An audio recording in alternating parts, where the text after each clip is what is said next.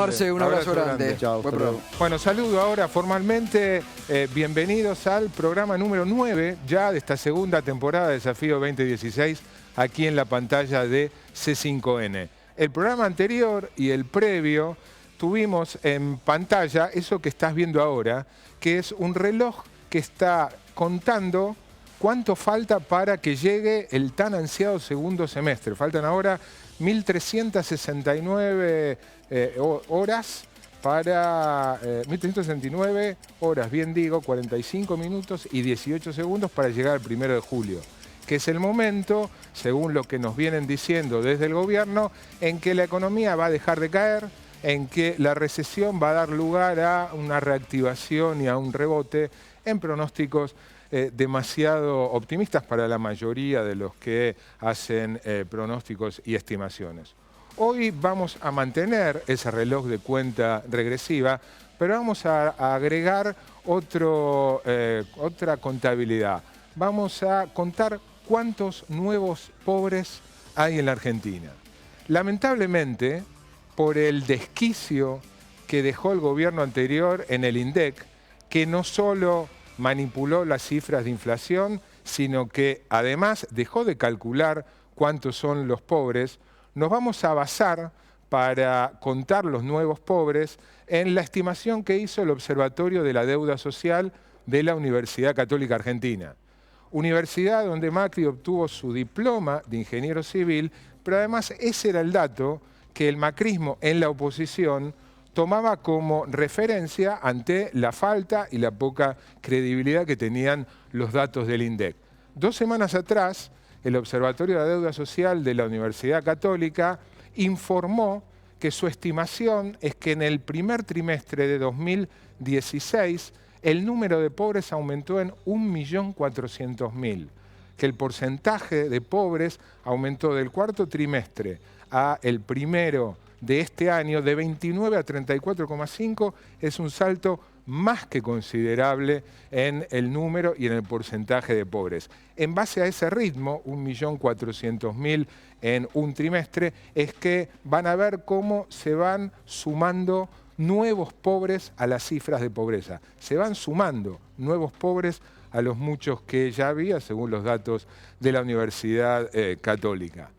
Por supuesto que eso es consecuencia básicamente de la inflación, producto de la devaluación, en realidad de la aceleración de la inflación, producto de la devaluación, de la quita de retenciones y de la actitud de remarcación de precios por parte de los empresarios. Eso es hasta fines de marzo, el primer trimestre. La pregunta es, ¿qué pasó desde entonces?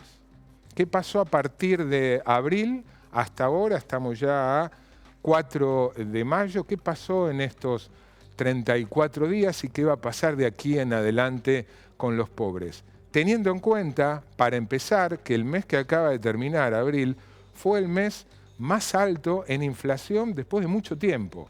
Todavía no están las cifras oficiales del Instituto de Estadística de la Ciudad o de la provincia de San Luis, que es lo que se está tomando transitoriamente como cifra oficial, hasta que el INDEC vuelva a retomar la información con cálculos propios.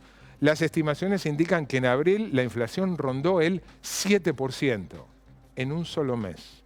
Para encontrar un número más alto hay que remontarse a abril de 2002, cuando en medio de la crisis y tras la brusca devaluación posterior a la convertibilidad, la inflación en abril de 2002 fue del 10%. Después nunca más tuvimos una inflación tan alta como la de abril.